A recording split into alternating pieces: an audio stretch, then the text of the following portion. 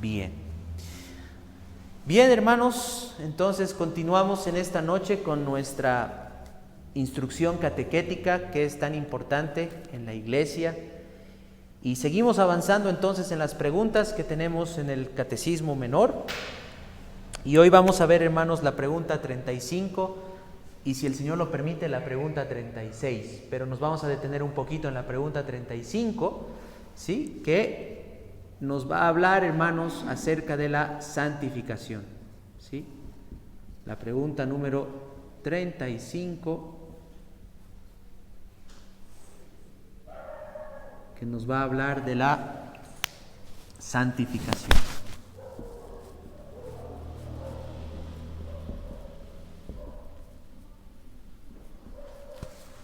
Bien, hemos leído en nuestra lectura que la voluntad del Señor es que seamos santos, así como Él es santo, hermanos.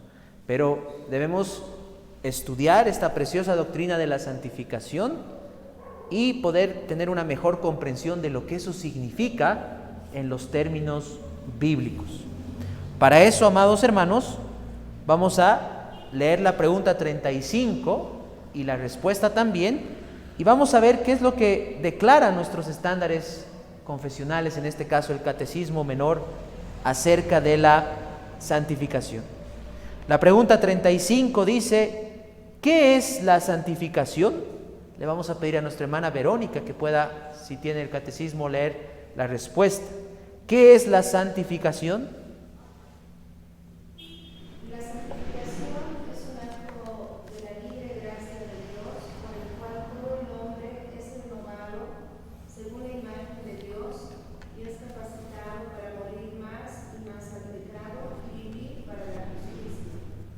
Perfecto, amén. Gracias, hermano. Entonces, para explicar esta doctrina de la santificación vamos a ir desarrollando algunos subpuntos. Pero, como en todo, en la teología, hermanos, siempre debemos empezar definiendo, ¿sí? Entonces, esta pregunta 35, en primera instancia, nos va a presentar ¿qué cosa? La definición. La definición o el concepto, ¿no?, de lo que es la santificación.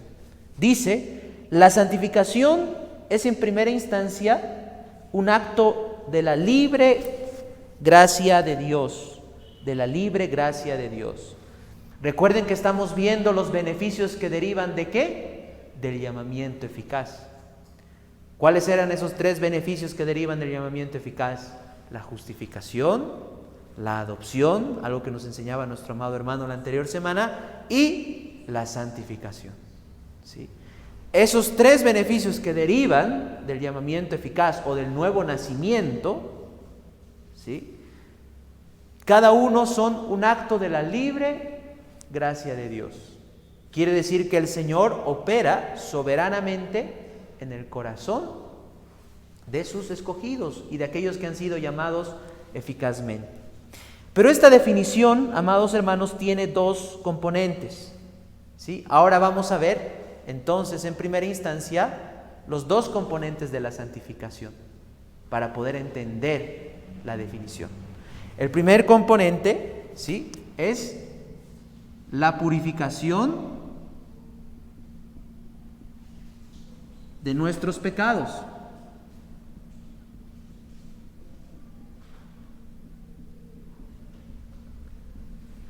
Y el segundo componente,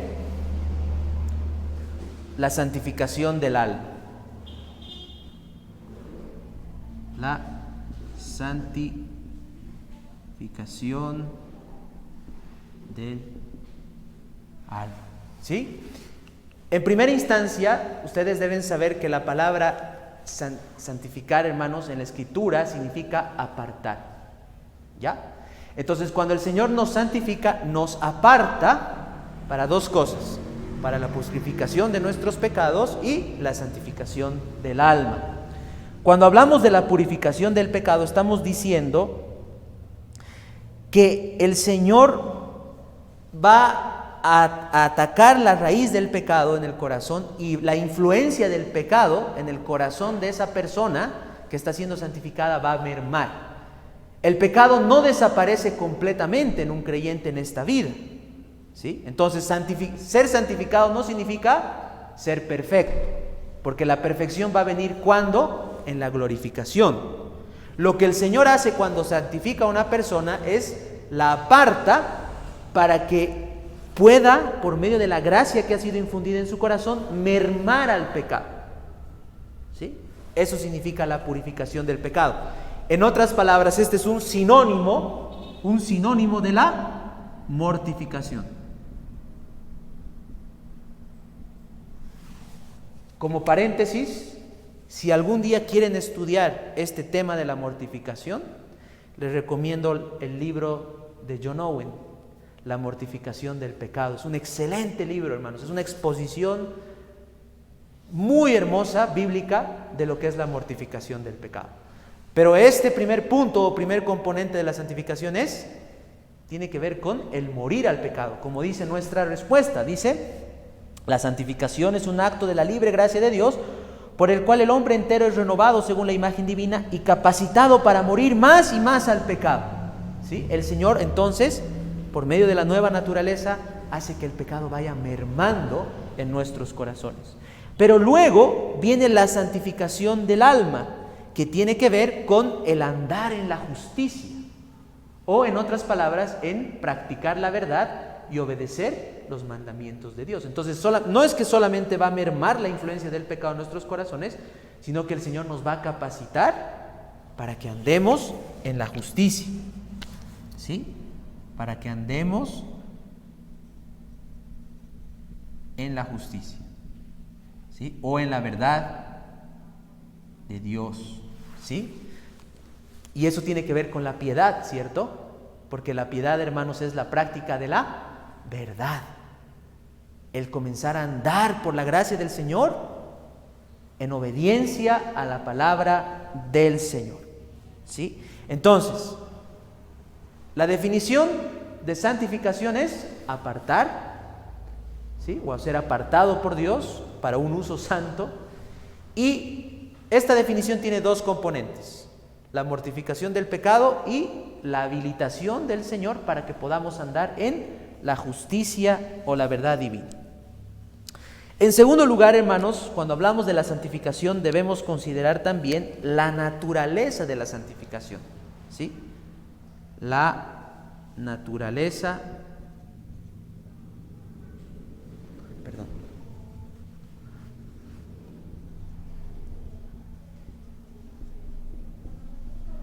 de la santificación, ¿sí?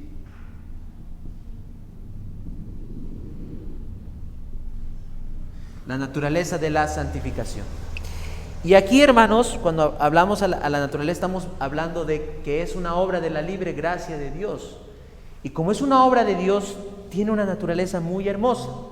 En primera instancia debemos decir, esto nos va a ayudar a comprender cómo es la santificación que el Señor obra en el corazón de un creyente, ¿sí? Esto es muy importante. En primera instancia debemos decir que esta obra es una obra sobrenatural.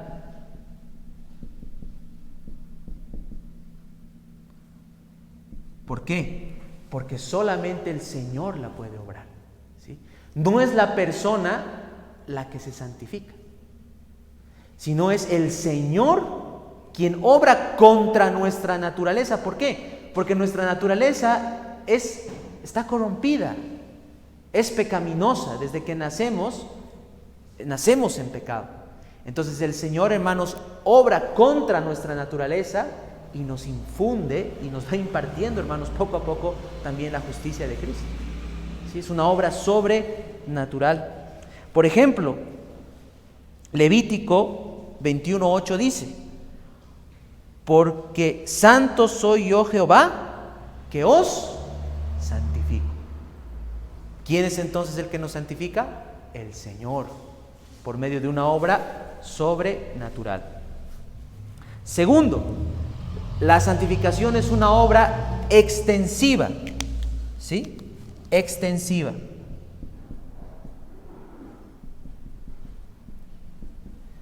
Extensiva.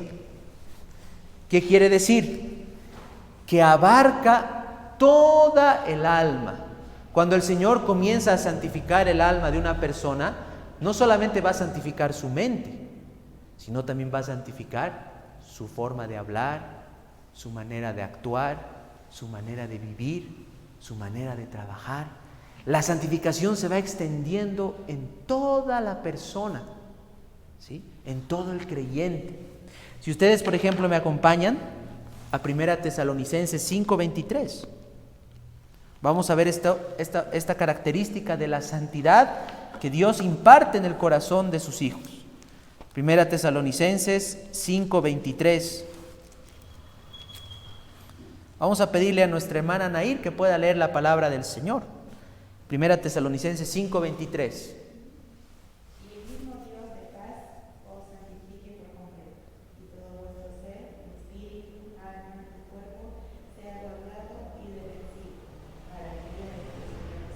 Perfecto.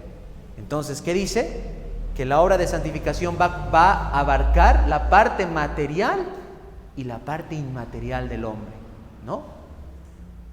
Su alma y su cuerpo van a ser poco a poco santificados por el Señor, ¿sí? Todo el ser es una obra extensiva. Tercero, la obra de santidad, hermanos, o de santificación del Señor es una obra hermosa, ¿sí? Hemos cantado en el Salmo 29 que nosotros adoramos al Señor en la hermosura de la santidad. Pero escuchen lo que dice el Señor en el Salmo 110:3. Dice: tu pueblo se te ofrecerá voluntariamente en el día de tu poder, en la hermosura de la santidad. La santidad, hermanos, es algo hermoso delante de los ojos del Señor. Así como el pecado es algo repugnante delante de los ojos del Señor, la santidad es algo hermoso, algo que el Señor ama, ¿sí?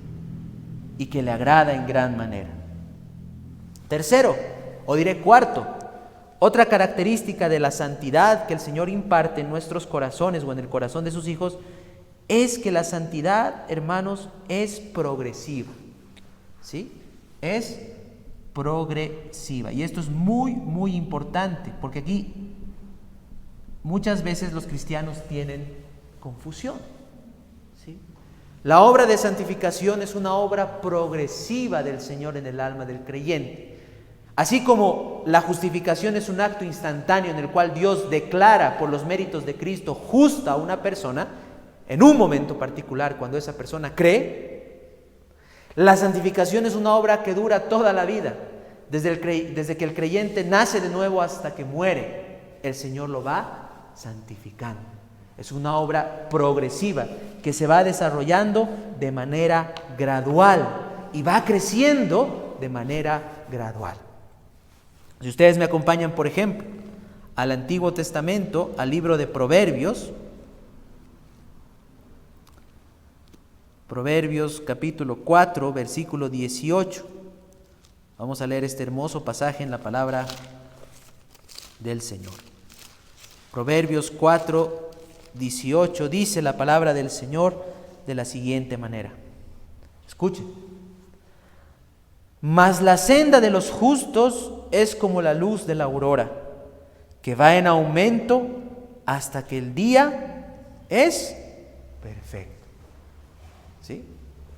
Aquí Salomón está haciendo referencia a la luz que aparece, ¿no? Al principio, ese primer destello de luz al amanecer, pero que va creciendo hasta estar en su máximo esplendor a mediodía, ¿sí?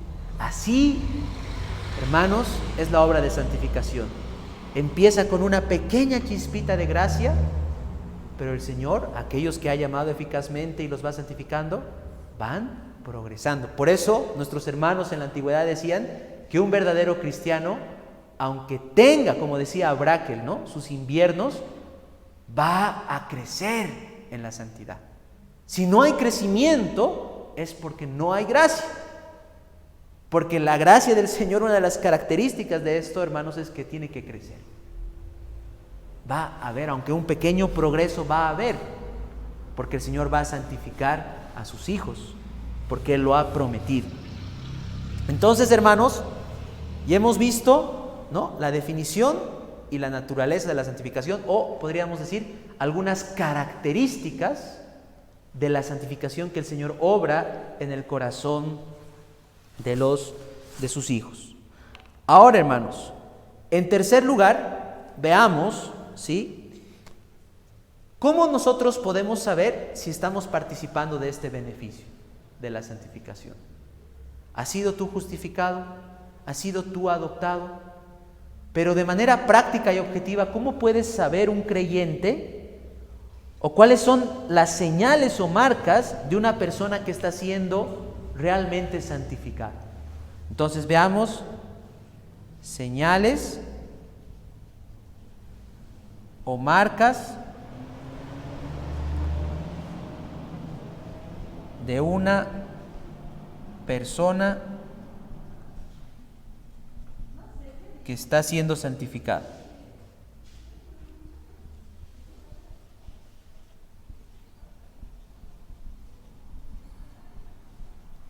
¿Será, yo les pregunto, hermanos, será que un creyente o una persona que profesa la fe en Cristo puede llegar a conocer que realmente está siendo santificada? ¿Ustedes creen que se puede llegar a conocer eso? ¿O que es algo, digamos, que está oculto, que no podemos llegar a saber? La respuesta bíblica es que un creyente sí, o una persona sí puede saber que está siendo santificado. ¿Sí? Sí puede saber. En primera instancia, recordando su estado pasado. ¿Sí? ¿Cómo era antes? Y esto es muy importante, y muchas veces la Escritura dice, ¿no?, hace el contraste de cómo éramos antes sin Cristo y cómo somos ahora en Cristo. El apóstol Pablo, el apóstol Pedro, muchas veces utilizan esa comparación. Es como un contraste, ¿no? Tú puedes saber que estás siendo santificado si recuerdas tu vida antes de que tú conozcas al Señor. ¿Cómo eran tus afectos? ¿A qué estabas más dedicado? ¿Cuáles eran tus preocupaciones? ¿Sí? Y cómo ahora, por la gracia del Señor, has ido progresando en los caminos del Señor. Tus gustos han cambiado, tu discernimiento ha cambiado, tu sabiduría ha cambiado, ¿sí? Tu temor del Señor se ha aumentado, no es el mismo como cuando tú has conocido al Señor. ¿Sí? Aún nos falta seguir creciendo en santidad, pero por medio del contraste podemos saber ciertamente que estamos siendo santificados y que estamos participando, hermanos, de la gracia divina. Segundo, tenemos al Espíritu Santo morando en nuestro corazón. ¿Sí?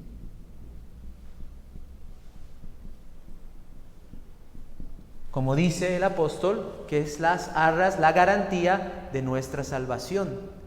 Y en Romanos dice que el Espíritu Santo da testimonio a nuestros corazones de que somos hijos de Dios. ¿Sí?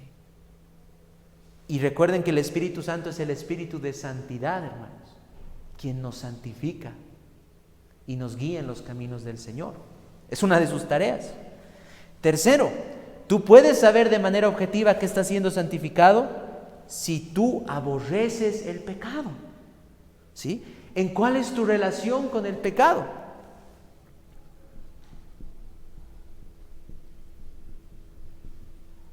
¿Te da igual quebrantar los mandamientos del Señor?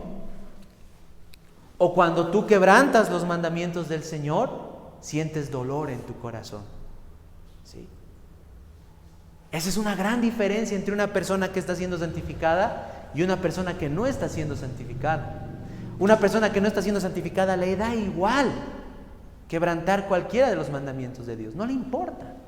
Es más, si pudiera hacerlo, lo haría divirtiéndose. Pero un creyente no puede hacer eso. Si bien peca, quebranta los mandamientos de Dios, pero le duele en su corazón. ¿Por qué? Porque aborrece el pecado. El Señor, porque ha infundido su gracia, ha cambiado su relación con el pecado. Antes de conocer al Señor, el pecado era nuestro mejor amigo. Estando en Cristo, ahora el pecado es nuestro peor enemigo. Y finalmente, hermanos, un punto muy importante de que tú vas a saber que estás siendo santificado por el Señor es cuando en todas las esferas de la vida caminas de manera ordenada. ¿Sí? Una persona que está siendo santificada no es solamente un cristiano en la iglesia, sino que él es un cristiano genuino en todo lugar, cuando trabaja, cuando está en su hogar, en todo lugar, ¿sí? En todo lugar. Entonces, tú puedes saber que estás siendo santificado cuando caminas de manera ordenada. Caminas ordenadamente. Ordenadamente, ¿sí? Por ejemplo, vamos a pedirle a nuestra hermana Yandira que pueda leer en 1 Pedro, justo de nuestra lectura, 1 Pedro capítulo 1, versículos 15 y 16. Así dice la palabra del Señor.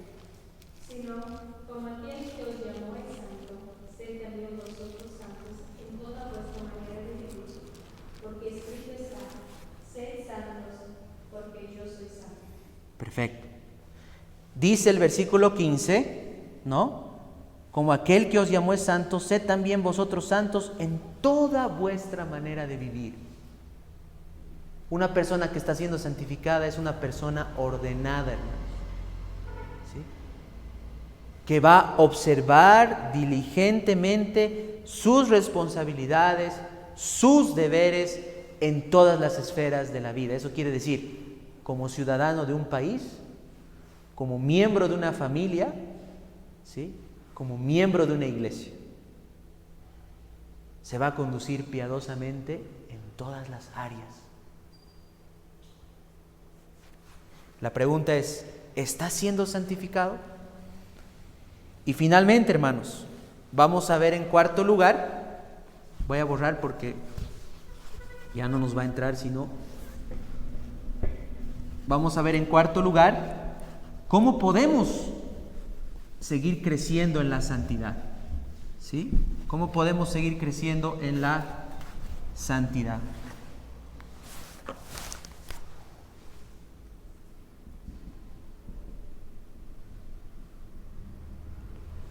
Bien, veamos entonces en cuarto lugar cómo crecer en la santidad.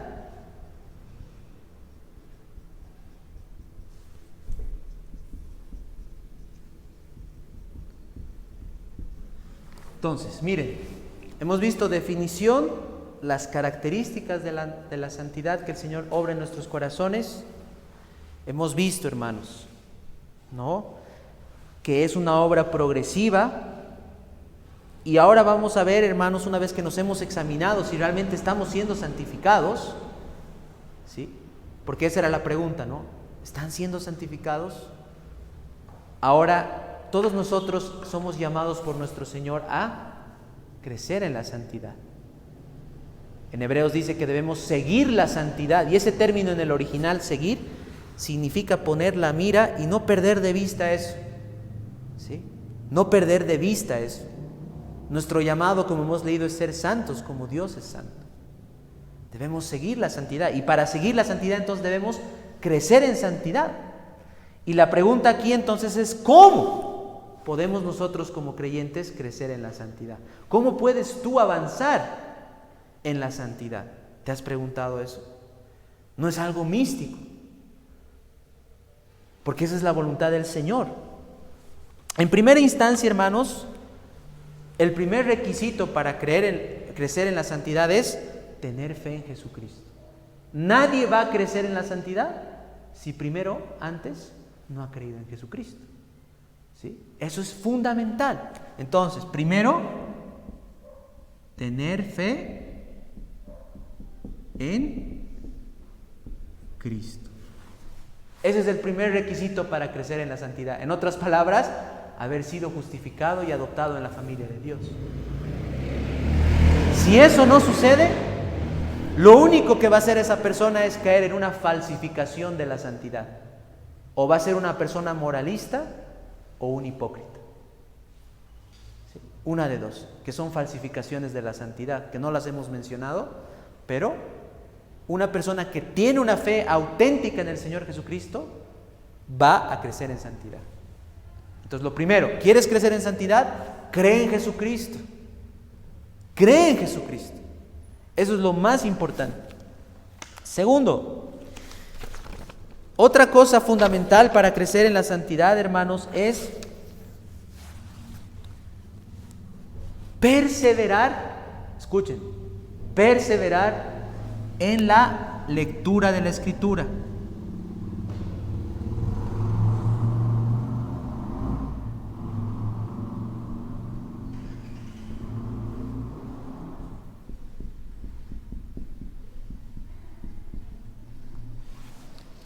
Ahora, aquí debemos hacer una aclaración, hermanos.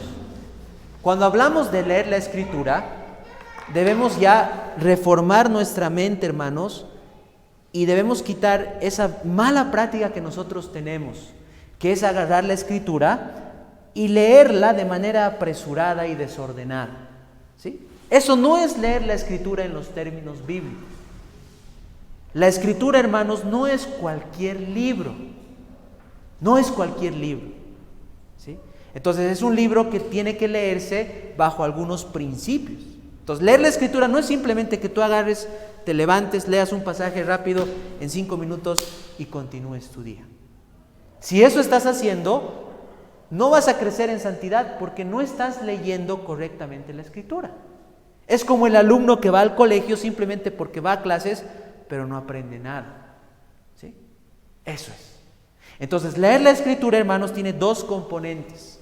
Uno, comprensión, y dos, meditación.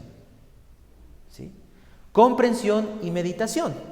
Entonces, lo primero que tú tienes que hacer es comprender lo que estás leyendo. Y para comprender lo que tú estás leyendo, ¿sí?, no es lo que tú sientes que la Escritura dice, sino es lo que la Escritura dice.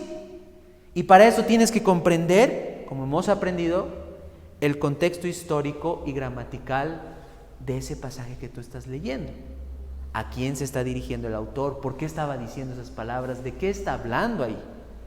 Tienes que entender eso. Y segundo, tienes que meditar en eso. Una vez que comprendas, tú haces que tu alma, por medio de la meditación, descanse en esa verdad y te apropias de esa verdad para tu propio beneficio y crecimiento espiritual. ¿Sí? Entonces, si quieres crecer en la santidad, debes perseverar en la lectura de la Escritura, pero de la forma correcta. Y por supuesto, esto significa bien importante esta palabra aquí, hermanos, ¿no? Perseverar. ¿Sí? No vas a crecer en la santidad si tú lees la Escritura una semana sí, 3 semanas no.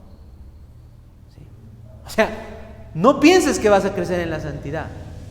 Perseverar significa ejercitarse constantemente en eso, ¿sí? Constantemente en eso. Aún leas 4 versículos, pero que estés en eso, comprendiendo y meditando en lo que vas leyendo, ¿sí? Perseverar. Tercero, para crecer en las Escrituras, hermanos, debemos orar, ¿sí? Debemos orar. Debemos pedir al Señor que nos santifique. Cristo oró por nuestra santificación. Juan 17:17 dice: santifícalos en tu verdad, tu palabra es verdad. Y David oró pidiendo santidad al Señor, ¿sí? Dice en el Salmo 51:10: crea en mí, oh Dios, un corazón limpio y renueva un espíritu recto dentro de mí. Está pidiendo que el Señor le permita progresar. Debemos suplicar, hermanos, que el Señor nos santifique, porque esa es la voluntad del Señor. Esa es la voluntad del Señor. Y debemos orar, hermanos, constantemente, ¿sí? No es solamente pedir un momento eso, sino que debemos orar constantemente. Por eso, por ejemplo, nosotros, hermanos, siempre pedimos en la reunión de oración que el Señor esté santificando a los hermanos. No estamos perdiendo el tiempo. Estamos orando conforme a la voluntad del Señor. Y cada uno de nuestros hogares también debe orar por los hermanos, para que el Señor también los santifique, y por nosotros mismos. ¿Sí? Orar es muy importante.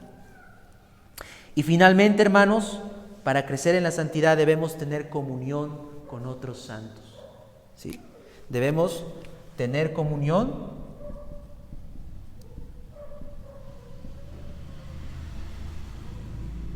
con otros santos. Yo te pregunto,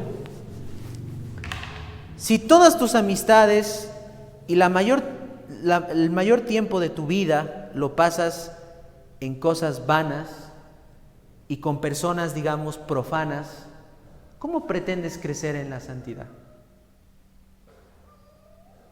¿Sí? Para crecer en la santidad tenemos que tener comunión con otras personas que son santas y debemos aprender de ellos. Debemos aprender de su madurez, de su consagración al Señor, de su amor a Cristo, de su servicio, hermanos. Aquí en la iglesia, ¿sí? Cuando venimos a aprender, cuando somos observadores, podemos aprender de nuestros hermanos, de aquellas cosas que el Señor les ha dado. ¿Sí? El hecho de tener una conversación espiritual con una persona, eso, hermanos, nos ayuda a crecer en la santidad. Y el Señor en su palabra, hermanos, nos exhorta a crecer en la santidad. Si, por ejemplo, nuestro hermano Bernardo puede leer en Proverbios 13:20, Proverbios 13:20, ¿qué dice el consejo del Señor? La sabiduría del Señor.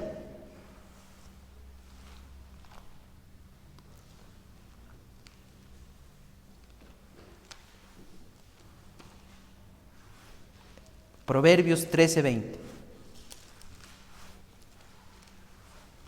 Así dice la palabra del Señor: el que anda con sabios, sabio será, mas el que se junta con necios será quebrantado. Bien. ¿Alguien puede discutir contra eso que el Señor está diciendo? El Señor lo está diciendo, hermanos. El que anda con personas sabias, con personas santas, con personas temerosas del Señor, va a ser santo. Aquel que anda con necios, que pierde su tiempo en cosas que no aprovechan, no espere crecer en la santidad. Por eso, hermanos, el día del Señor es tan importante, porque es en ese día principalmente, no únicamente, pero principalmente en el cual tenemos comunión con nuestros hermanos, donde nos alentamos, donde nos exhortamos, donde hablamos y compartimos lo que el Señor nos ha enseñado, nos ha hablado. Y aportemos, hermanos, aportemos con lo que hablamos, con lo que compartimos. Participemos más en las reuniones de la iglesia, en los grupos que tenemos. Contribuyamos a la edificación de los santos, hermanos. Esa es nuestra tarea. ¿Sí? No es la tarea de 2 o 3 personas, hermanos. No, ustedes también tienen esa responsabilidad, pero deben crecer. Deben crecer en santidad para poder entender. Mismo cuando un hermano está pasando pruebas, si ustedes maduran en el Señor, su discernimiento va a ser mejor, su consejo va a ser mejor. ¿Sí? Hermanos, debemos tener comunión con los santos para crecer en santidad. Y finalmente, hemos visto entonces que solamente los cristianos van a ser santificados, los verdaderos cristianos, ¿verdad? Pero ¿qué de las personas impías? ¿Cómo podemos aplicar esta doctrina de la santificación a los perdidos? ¿Sí? Y es la siguiente, hermanos. Quiero que observen en Hebreos 12:14 dice: seguid la paz con todos y la santidad, sin la cual nadie verá al Señor. ¿Sí? Esta santidad que hemos visto y que le hemos tratado de descubrir brevemente delante de sus ojos, hermanos, por medio de la palabra del Señor, es un requisito indispensable para llegar al cielo. O sea, aquellas personas que no hayan nacido de nuevo, como nuestro bendito Cristo dijo, que no hayan sido justificadas por medio de la fe en el Señor Jesucristo, que no hayan sido adoptadas verdaderamente en el pueblo del Señor, y que no estén siendo santificadas por el Señor, que no sean santificadas, que hayan sido purificadas de sus pecados y santificadas en su alma en esta vida, no van a llegar al cielo, no van a poder ver al Señor, porque el pecado nos separa de Dios. ¿Sí? O sea que si tú no estás siendo santificado, yo les hacía una pregunta, ¿no? Si tú no estás siendo santificado, puede ser que tu alma esté en peligro. Hay dos opciones: o te has enfriado tanto en el Señor, has caído en un estado realmente lamentable por la dureza de tu corazón, o estás perdido, o estás sin Cristo y te estás dirigiendo a la condenación eterna. Por eso debes volverte al Señor, debes arrepentirte y debes creer en Jesucristo. Y una vez que creas en Jesucristo, debes comenzar a avanzar en la fe. ¿Sí? Esa es brevemente, hermanos, la doctrina de la santificación. Vamos a pasar rápidamente a la pregunta 36.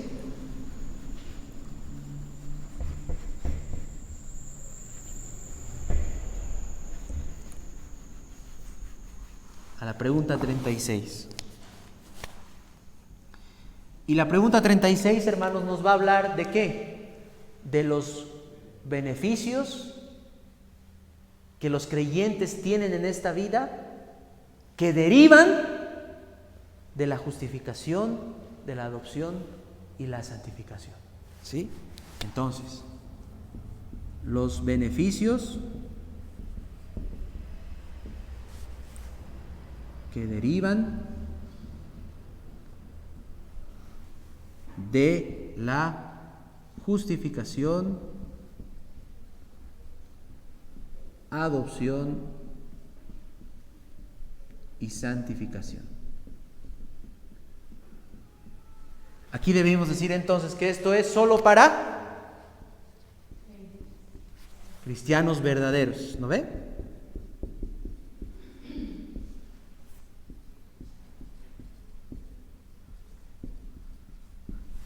Solo los creyentes verdaderos gozan de esto, hermanos.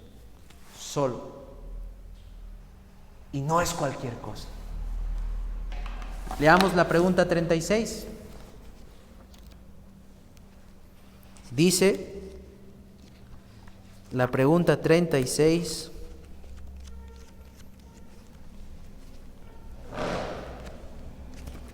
¿cuáles son los beneficios que en esta vida acompañan o se derivan de la justificación, la adopción y la santificación? Hermano Bernardo, si puede leer la respuesta.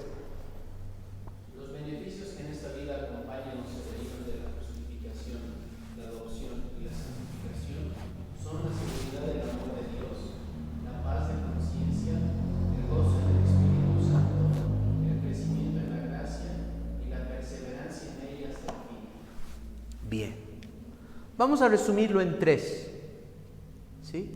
En tres beneficios. El primero es la seguridad de salvación. Y ahí están varias cosas.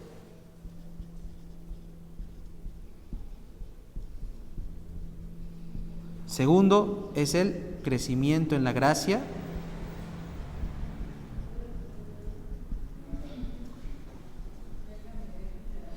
Y tercero es la perseverancia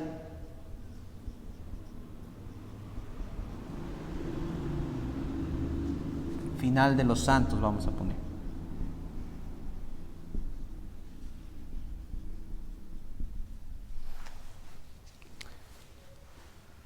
Hermanos, solamente aquellos que han sido justificados, adoptados y santificados pueden tener la seguridad de salvación.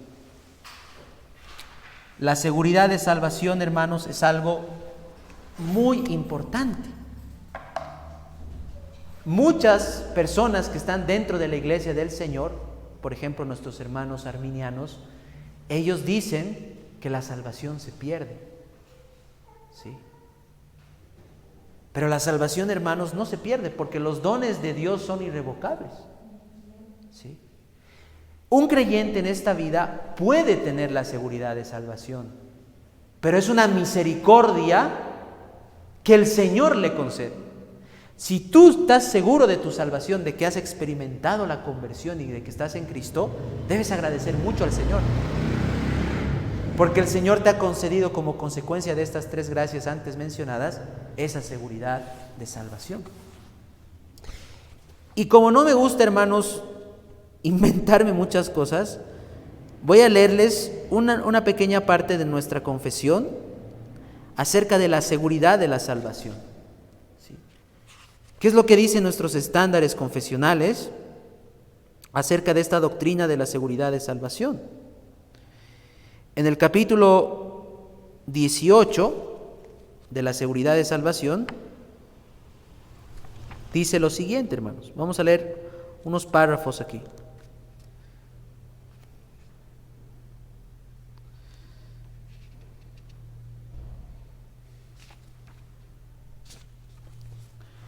El párrafo 4 dice: la seguridad de la salvación de los verdaderos creyentes puede ser de diversas maneras zarandeada, disminuida e interrumpida por la negligencia en conservarla, por caer en algún pecado concreto que hiera la conciencia y contriste el espíritu, por alguna tentación repentina o muy intensa, por retirarles Dios la luz de su rostro, permitiendo aún a los que temen que caminen en tinieblas y no tengan luz. Sin embargo, nunca queda totalmente destruidos en ella. Sin embargo, nunca queda totalmente destruidos de aquella simiente de Dios y de la vida de fe, de aquel amor de Cristo y de los hermanos, de aquella sinceridad de corazón y conciencia del deber. Por lo cual, mediante la operación del Espíritu, esta seguridad puede ser revivida en su debido tiempo. Y así, mientras tanto, los verdaderos creyentes son sostenidos para no caer en total desesperación. 2 cosas nos enseña ese párrafo. 1, que los creyentes pueden tener la seguridad de salvación en esta vida. Y 2, que también pueden dudar de ello por causa de su negligencia. O sea, nuestro pecado reiterativo y no mortificado nos va a afectar espiritualmente. Y el Señor, para disciplinarnos, nos puede colocar en un estado muy lamentable, ¿sí? Para hacernos reaccionar. Pero, como dice y hemos leído, no se pierde totalmente. El Señor en su tiempo, en sus verdaderos hijos, como ya han sido justificados, adoptados y santificados, los va a restablecer. ¿Sí? Esta es una gracia muy grande que el Señor nos concede. Segundo, el crecimiento en la gracia. ¿Sí?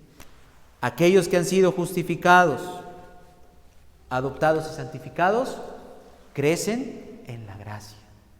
En otras palabras, se van conformando cada vez más a la imagen y semejanza de Cristo.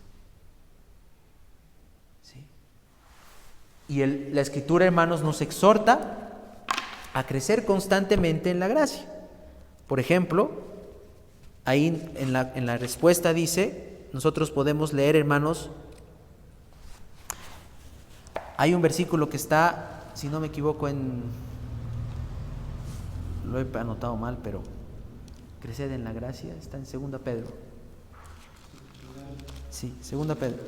A ver, vamos a 2 Pedro, hermanos, al final.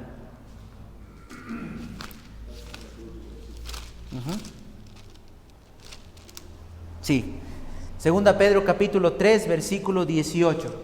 Yo lo apunté mal, pero aquí está. Dice: antes bien, creced en la gracia y el conocimiento de nuestro Señor y Salvador Jesucristo. A Él sea gloria ahora y hasta el día de la eternidad. Amén. ¿Sí? Entonces, el Señor concede el crecimiento en la gracia. ¿A quiénes? A los que han sido justificados, santificados y adoptados como un beneficio. Es una misericordia que el Señor nos concede. Y finalmente, hermanos, esta doctrina preciosa que es la perseverancia final de los santos. ¿Sí? Quiere decir que solo aquellos que han sido justificados, adoptados y santificados, van a perseverar hasta el fin. ¿Y qué dijo Cristo? ¿Quiénes van a ser salvos? Aquellos que perseveren hasta el fin. ¿Y quiénes son los únicos que pueden perseverar hasta el fin? Los verdaderos cristianos. Y todo eso, hermanos, es consecuencia ¿de qué? De la obra, de la libre gracia de Dios en nuestros corazones. Es el resultado de la salvación que Dios ha hecho. Yo te pregunto, ¿tienes tú la seguridad de salvación? ¿A quién debes darle gracias por eso? A Cristo. ¿Estás creciendo en la gracia? Ese es un milagro. Es un milagro. Porque el pecado mora en tu corazón. ¿A quién debes darle las gracias por el crecimiento que el Señor te ha dado? A Cristo. Estás perseverando en los caminos del Señor. Pasan los años. Vienen pruebas, dificultades. Inclusive tu corazón se enfría. Pero sigues perseverando. ¿Por qué? Porque el Señor te ha concedido su misericordia. ¿A quién debes darle gracias? A Cristo. Oh, hermanos, la soteriología o las doctrinas de la salvación son hermosas, porque realmente consuelan nuestro corazón. Y nosotros debemos atesorar estas verdades. Hoy en día existe mucha confusión. Hay personas en la iglesia, hermanos, que confunden esto. La justificación y la santificación. Mezclan, confunden. Hay otros que ni siquiera hablan de la adopción.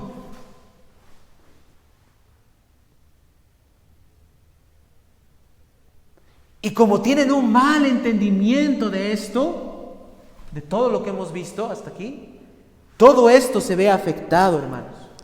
Hay cristianos en la iglesia que no saben si son salvos, que sufren por una mala instrucción, que no crecen en la gracia porque sus almas no son alimentadas. Y si perseveran, hermanos, es por la simple gracia del Señor, porque es un milagro. Pero, hermanos, el Señor quiere que atesoremos estas verdades. Por eso lo ha revelado. ¿Sí? Para que tengamos claridad en esto. Y, hermanos, errar en esto es errar en el Evangelio.